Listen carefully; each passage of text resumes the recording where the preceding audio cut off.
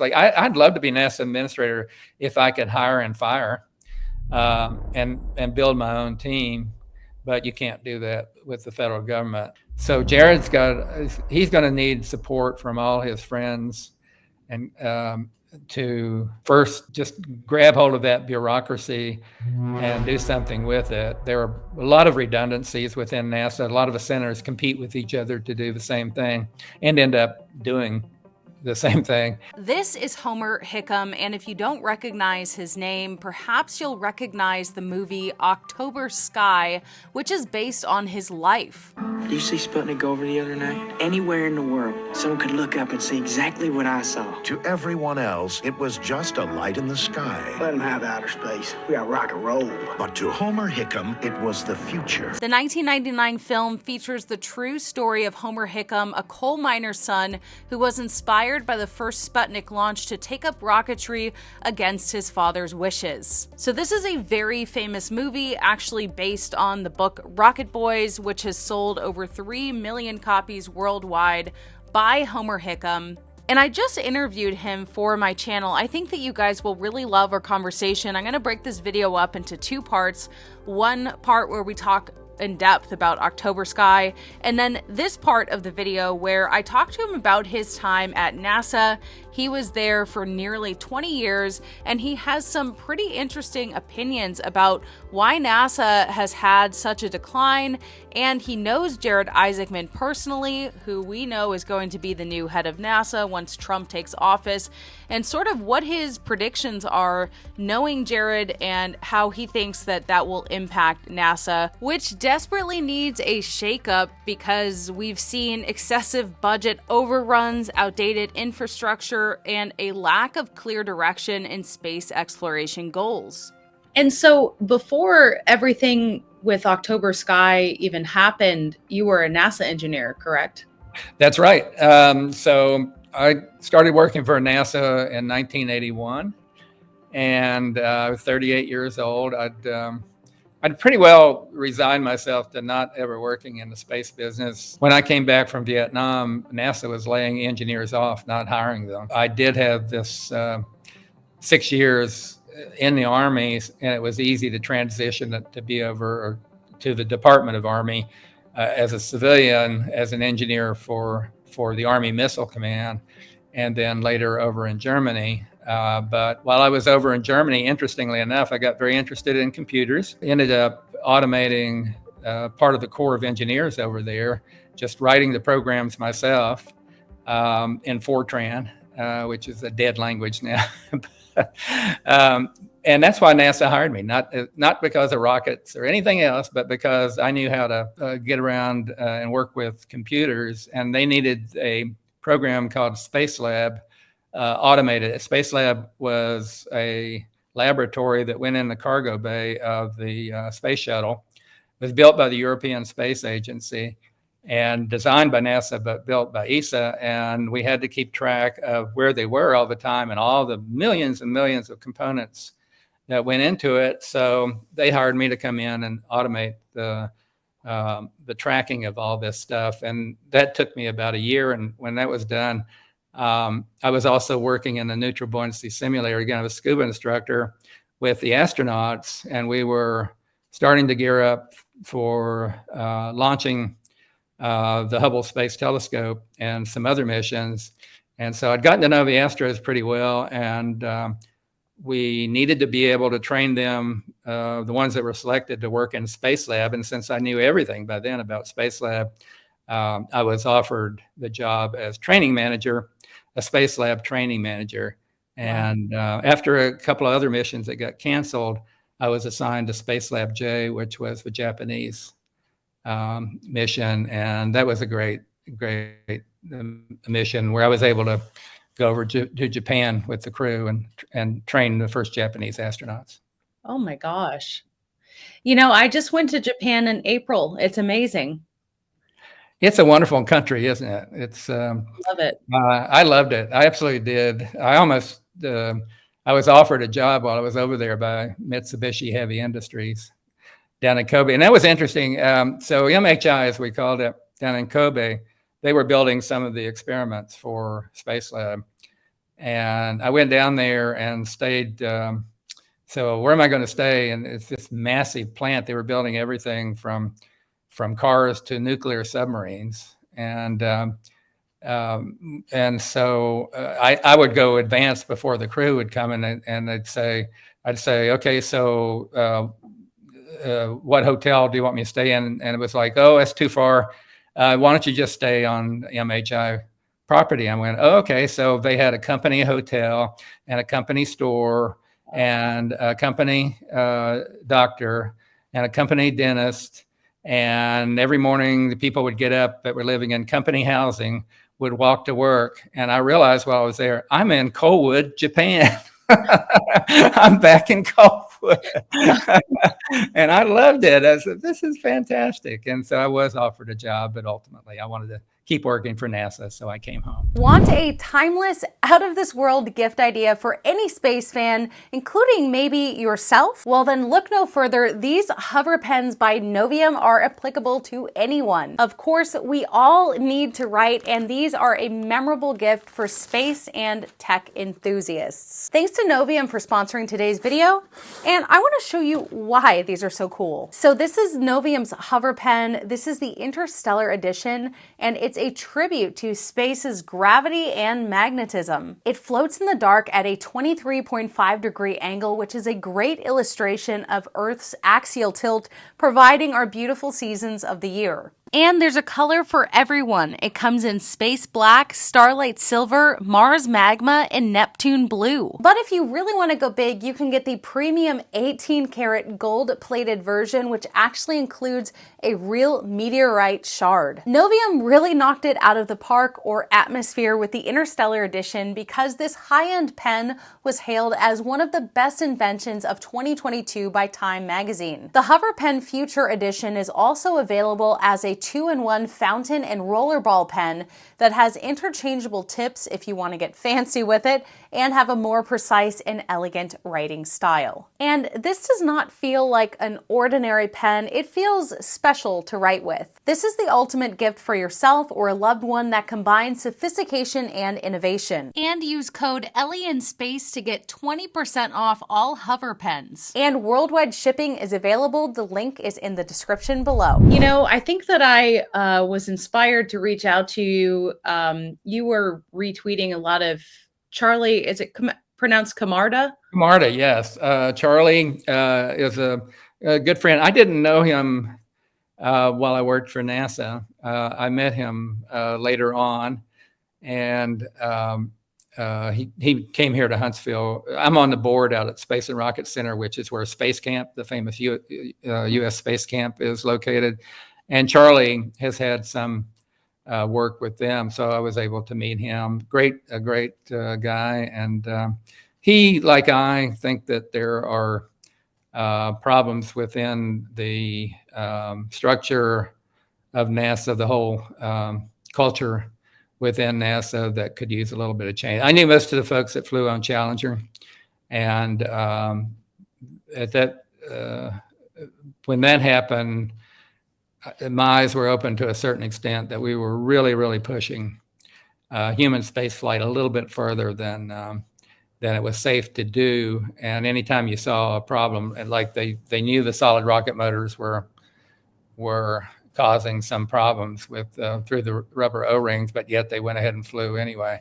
You have to be really, really careful when you see a problem that you don't ignore it or just come up with a waiver, and like they did with Columbia. So Charlie saw that with Columbia, where they just kept coming up with waivers and let it fly anyway. And he flew the next flight after that.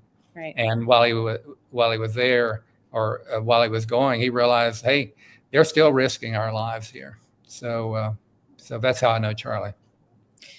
Yeah, and he's been very vocal recently about, the issues with Artemis 2 and, using Orion, the heat shield.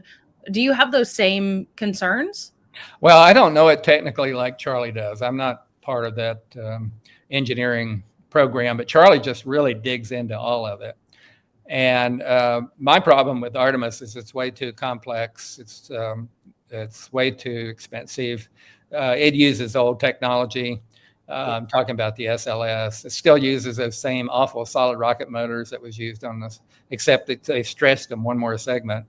And it seems to me that now's the time to use the new technology. It's pretty amazing that we've got, of course, the Falcon 9, the Falcon Heavy, Starship coming along. We've got the New Glenn.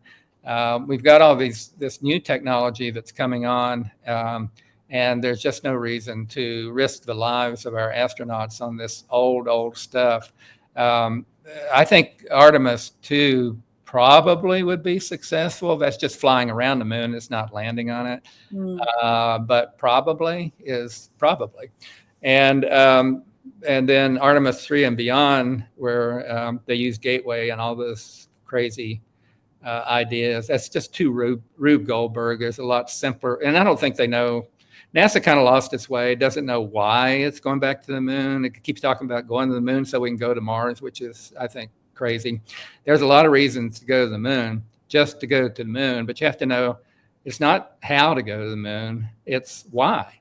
Why do you go? If you know why, then you can figure out the how. And the why for me is that we want to build a small outpost on the lunar surface. It's very similar to the station that we have down at our South Pole, the South Pole Station, where anybody can come and live and research, or companies can use it as a base to go out and prospect to see what minerals or whatever can be found out there. And so that's a very, very simple concept. Build an outpost on the surface of the moon where we, meaning NASA or other entities like the Department of Commerce, the Navy, Army, Air Force, Space Force, whatever, we would build it and outfit it, and then anybody can come. All you have to do is just pay us, like they do at the South Pole Station. You pay us to stay there. We'll supply you food and bring your own transportation. And to me, that would just open up the whole solar system if we had this base on the moon. And then going to Mars would be a lot easier because we would learn so much. The learning curve is going to be so steep to live on the moon or any airless, basically, entity, that there are things that we don't even know that we don't know. And so that's the place to start, in my opinion. What do you think about Jared Isaacman, likely being the new head of NASA? Well, I know Jared. I've known him before he flew on his first Inspiration 4 flight. He's a graduate of Space Camp, or actually Aviation Challenge, which is a subset of Space Camp.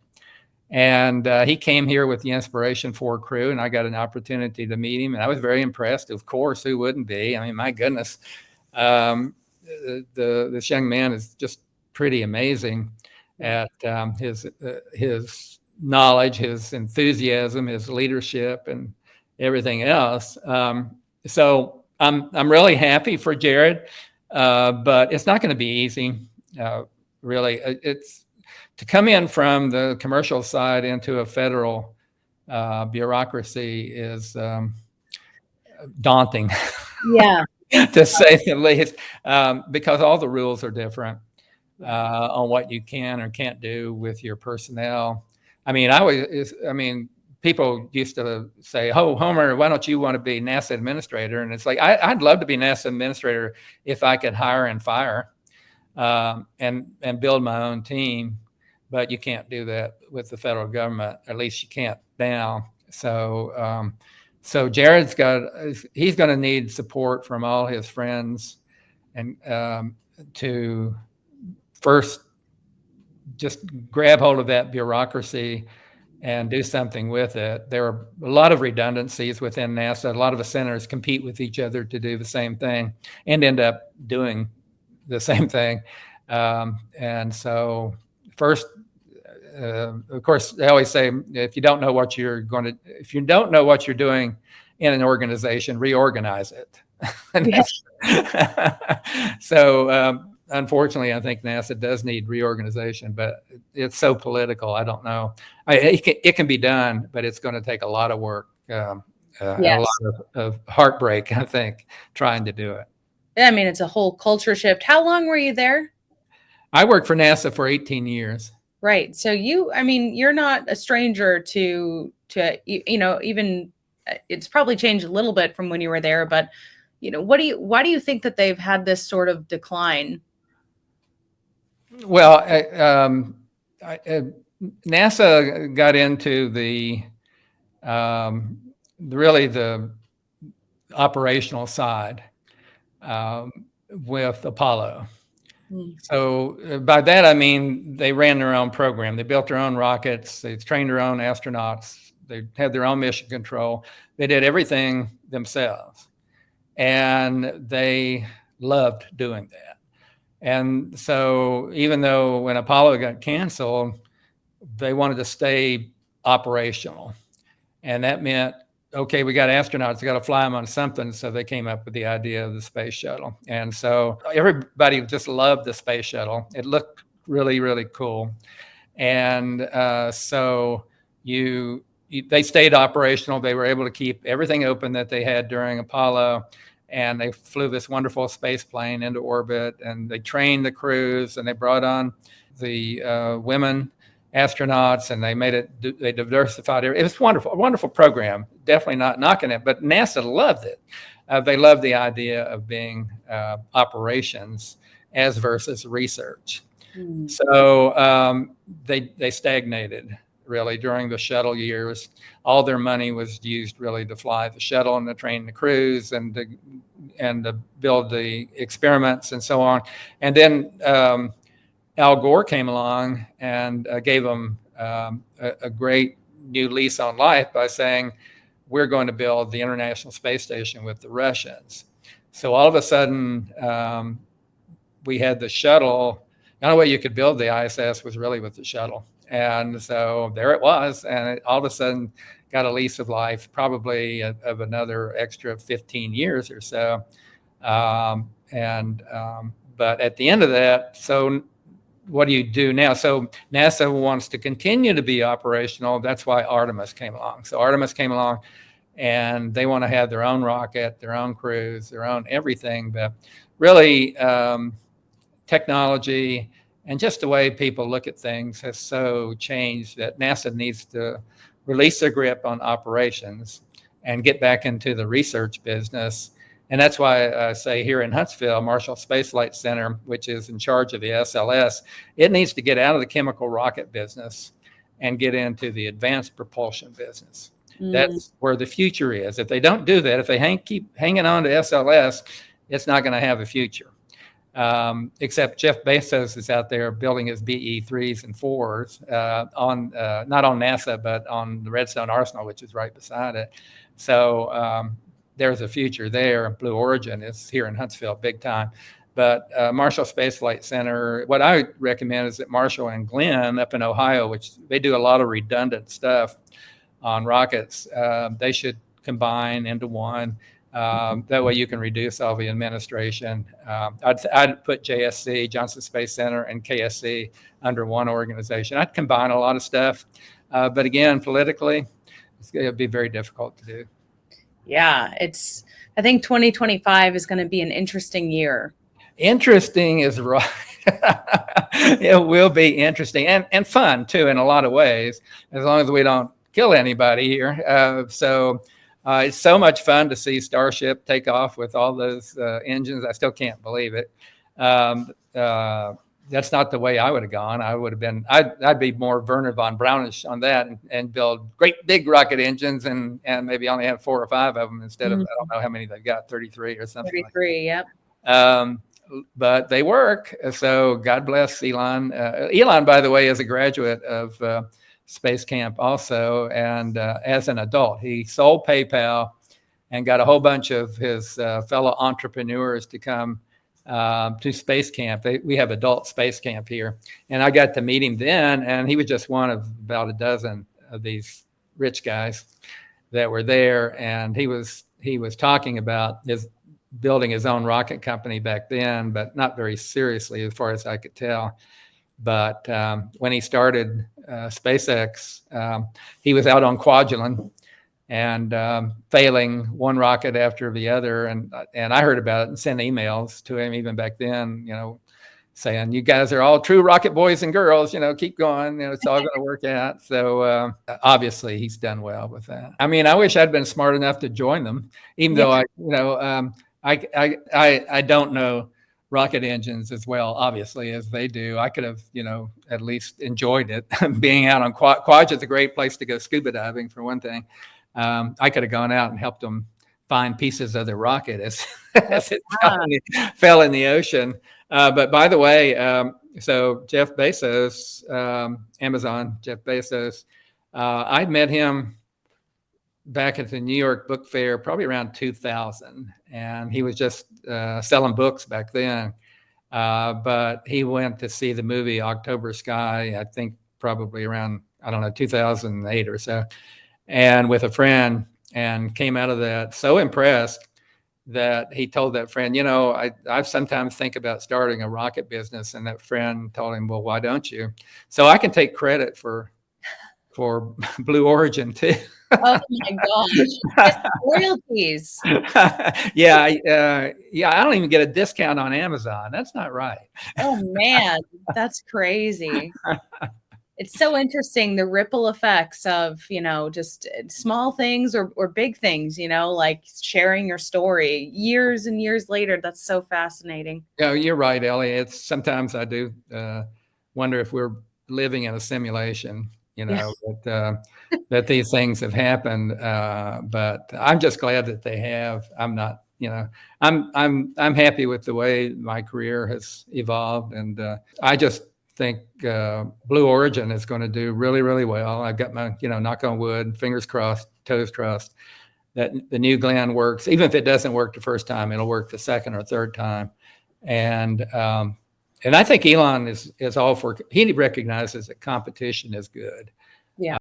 And so he's not going to be around forever. And if there's not competition, SpaceX will just become another old space company. Yeah. That's the natural evolution for any company that's a success, is to get stuck in its ways. So I think he recognizes that Blue Origin is very valuable to SpaceX, that they need that competition. Yeah. And the other new companies coming up as well. So yeah. It's interesting. I haven't been to space yet, but I did do a zero G. I like that. Yeah. Yet I did do a zero G flight. So I threw up, the whole vomit comet thing is real for me. But the other thing that I think sounds pretty close to maybe what it would be like to be in space is scuba diving. Yeah. I've never done it. It sounds scary, but everyone who I've met that has done it says it's the most amazing thing you could ever do. Tell me about it. Well, one of the things you can do is come to Space Camp here in Huntsville, and actually just come as a visitor, and you can sign up to go into the underwater astronaut trainer. And this was a program that, there you go. This was a program I started back in 1987 or so. When I came back, I was in Japan when the Challenger went down, and I came back and was a little bit loose ends because Space Lab J was going to be put off for so many years. And I heard out at Space Camp that they were going to build a swimming pool to teach microgravity to the kids, and using the buoyancy of water. And I went. It turned out Ed Buckby was the CEO over there, and he's a fellow West Virginian. And I went over, and I said, Ed, I've got this time, and I got this idea. Why don't we build a small version of a neutral buoyancy simulator, a tank? And we did. The big tank, which has been closed since '98, was 40 feet deep and 70 feet across. That's where we trained the crew to go up and fix the Hubble first 2 times. So this one, we made 25 feet deep and 30 feet across. So it's still quite an impressive facility. And there, we can get you on scuba and get you down to the bottom within an hour, and safely. And you'd really love it. So that's one thing to do. And it's not scary at all. The water is quite warm. It's in the low 90s because we don't want anybody to get cold, and we want them just to enjoy it and just go down and play with the little things we've got down there that are neutrally buoyant, and you get a sense for what it's like to work in space. So you're right, scuba diving. And I was on the Vomit Comet a lot. I never got sick because I was a scuba instructor. I've been on a lot of bouncy dive boats. It was interesting to see the astronauts who would get sick, but in space they did not get sick. And then the ones that did not get sick in the Vomit Comet did get sick in space. So it's obviously a different set of influences that are causing nausea either way. The one in space is we know now, it's all that blood shift you've got from your lower torso into the upper torso and into the head that obviously is going to really, really mess with your brain and your inner ear. And then Vomit Comet is going from 0G to 2G to 0G to 2G. Oh, I remember. So it was nuts. And those tickets are normally about 10 grand now. Actually, the tickets for our flight were 15 grand each, because we had Charlie Duke, and Apollo Moonwalker and Nicole Stott and Doug Hurley. And wow, I won the flight, so I didn't have to pay. But I'm thinking, man, like, all these people, more than half of the flight got sick and threw up and had to strap themselves into the seats. It was a pretty miserable experience. It just blows my mind too. And Jared was talking about this the other day at a conference about how if you're sick in space on a Dragon mission, suck it up. You don't have time to adjust on the ISS. You have to perform. And well, the Russians, it was interesting when I went over and negotiated with the Russians on space station. The Russians, usually when they get into orbit, they'll take a week off and get sick and come out of it. Where we started, it was really with Space Lab. Not too many crew got sick on Apollo, Gemini, and Mercury because the capsules were very confined. One of the reasons that you do get sick is when you start moving around, right? Yeah. So if you got some room. And so with Space Lab and the shuttle, you had more room. And so I'd say over half of the crew got sick because we were on a timeline. They had to meet this exact timeline. So as soon as you got in orbit, you had to suck it up and start work, whether you were sick or not. And so there are drugs that you can take, scopolamine, phenergan. There's a couple of drugs that you can take to avoid that, but they all have their side effects. Yeah, including wanting to go to sleep, right, or go crazy, one or the other. So most of the astronauts, I'd say more than half of them do take those drugs, but they still have to perform. So. It's crazy. It really gives me so much respect for them. It is not this, glamorous job. It's really not. No, from the outside, it appears to be. But one of the things that, and we were talking about the different centers and the competition and redundancies and so on. I will pat myself on the back for this. When I was a training manager for several Space Lab missions, and what I saw was that we had 18 months to train them. We usually had longer because the shuttle missions would slip, but 18 months. And during those 18 year and a half, the crew was rarely home. We took them overseas to all the principal investigator sites all over the country. We're cramming all this into them. And so I saw families crumble and divorce rates and all this, children without their mom and dad. I hated that. I hated that we did that to the crew. So when we came around to the International Space Station, here we were about to set up the same system where we had the training facility here in Huntsville and all out at the PI sites and in Houston. And we were going to continue this.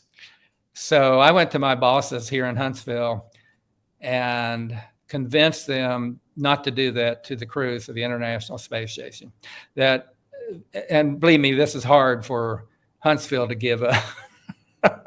The idea of having astronauts come to Huntsville for training was very, very difficult for them to give up.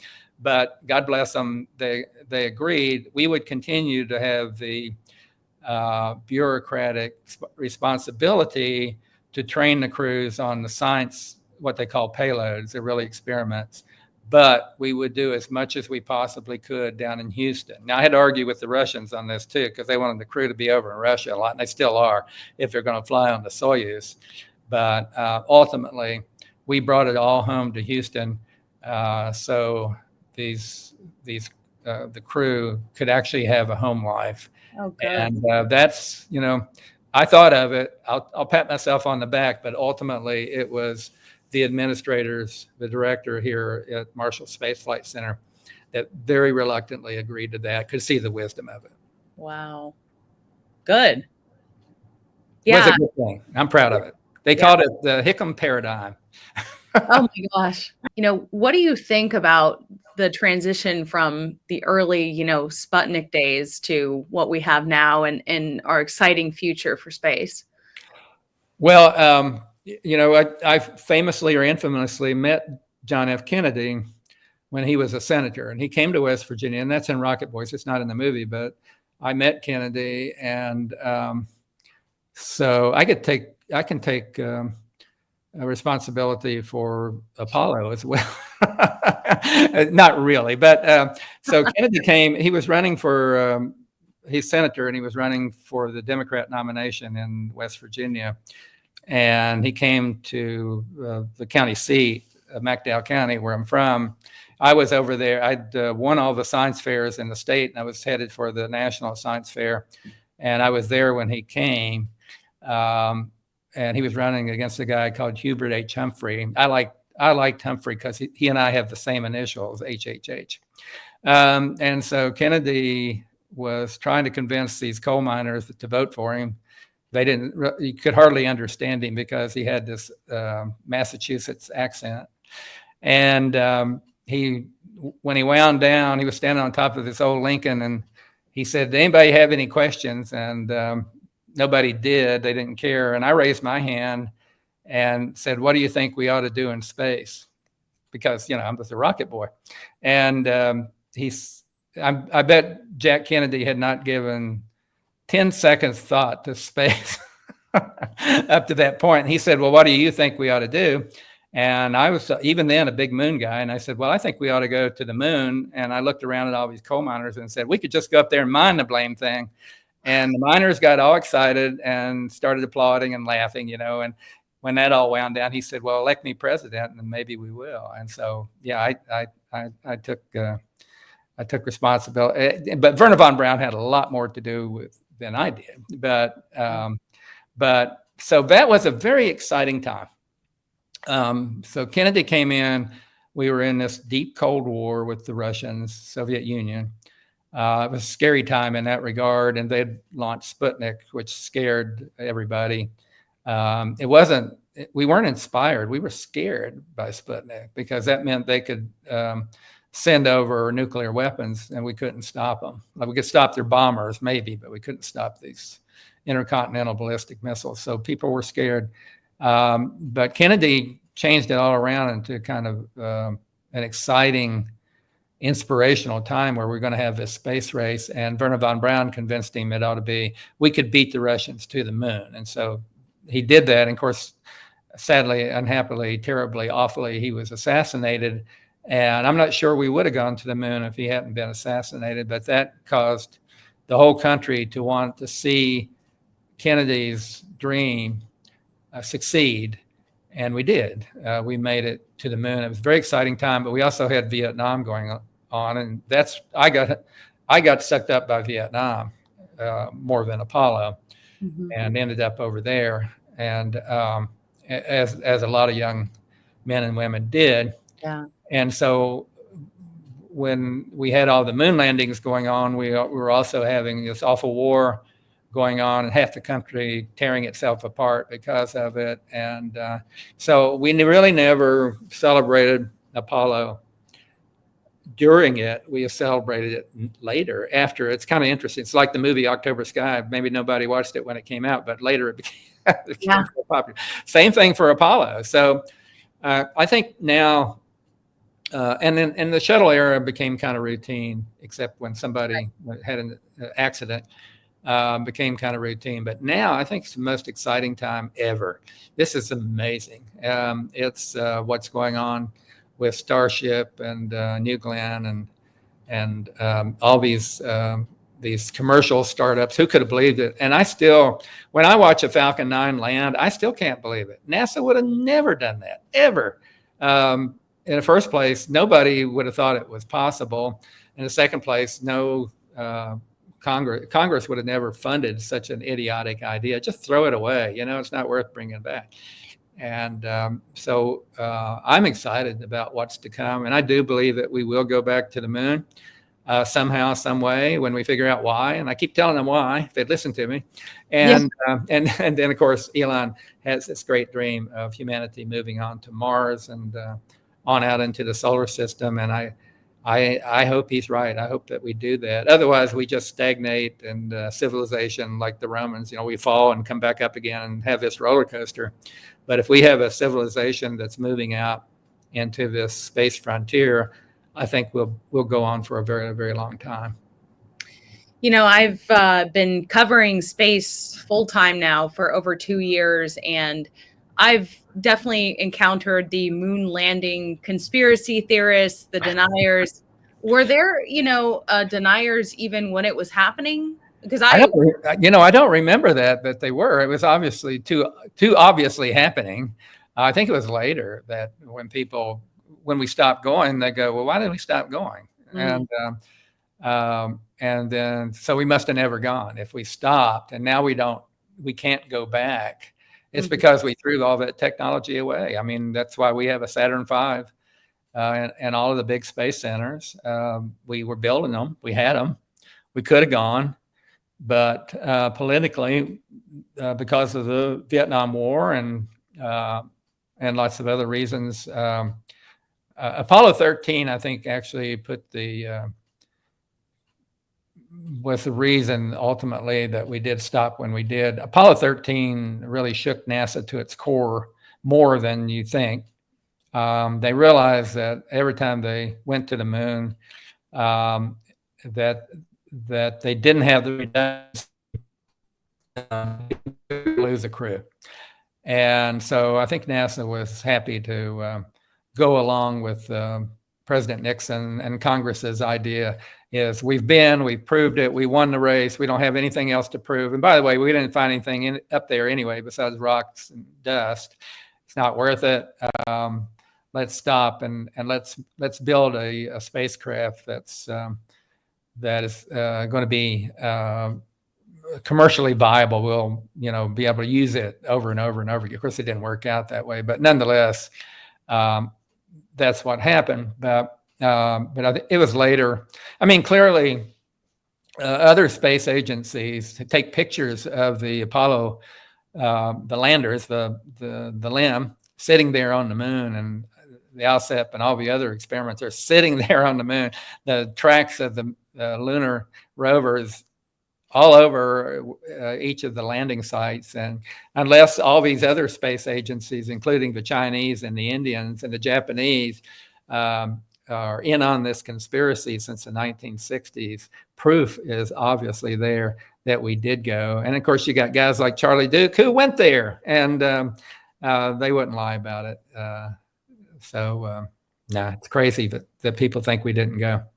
A lot of people seem to think that, but there's people that think the Titanic isn't real either. So, well, I guess in a way it isn't. If you haven't ever been there, it's like, okay, you can imagine that it never really, really happened, or anything ever really, really happened. It's as we go along in life, I love history, and I love reading about, say, the Napoleonic era. Most people have no clue now who Napoleon was or why. At the time, there was nothing else except Napoleon.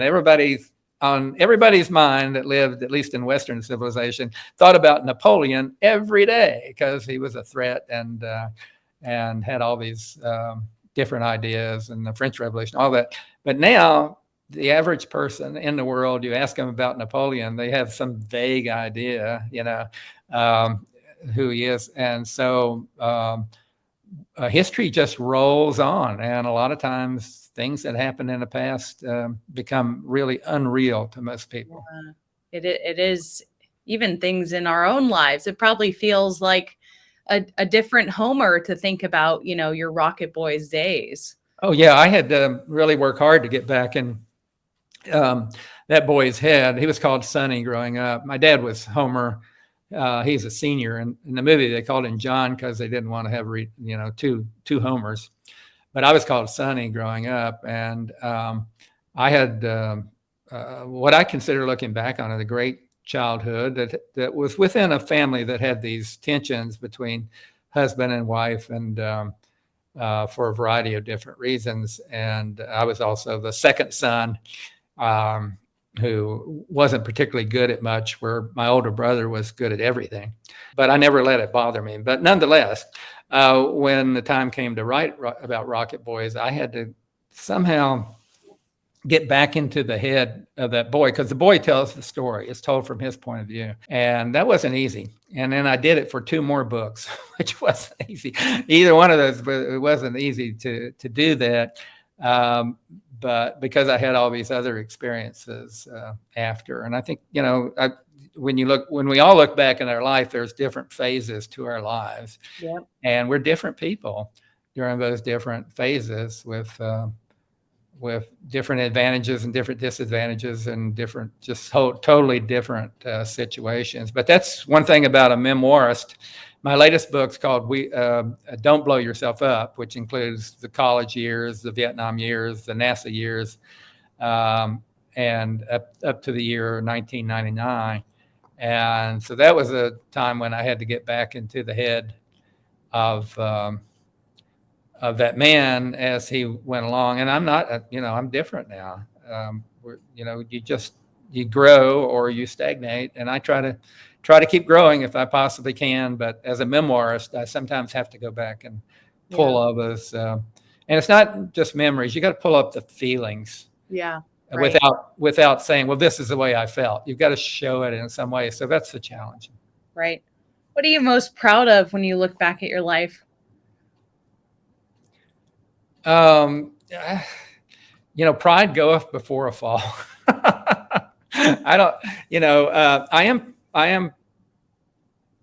I guess I will pat myself on the back for certain things that I've done in life. I think that I was a good officer over in Vietnam. I think I brought some boys through that maybe would not have come through. I'm glad for that. I'm glad. I think I was a really, really good scuba instructor. Had hundreds and hundreds of divers that I taught that turned out to be really, really good at what they did. And I think that I was a good training manager who wanted to do the very best for the crew members that I was responsible for. And I think I became a pretty good writer. So all those things, I just want to, when I go, I hope people just say he was a good man. He did his best with what he had to work with. And he always tried to be kind. And I do always try to remember, even when I get so mad at other people, to stop and realize that everybody struggles. Yeah.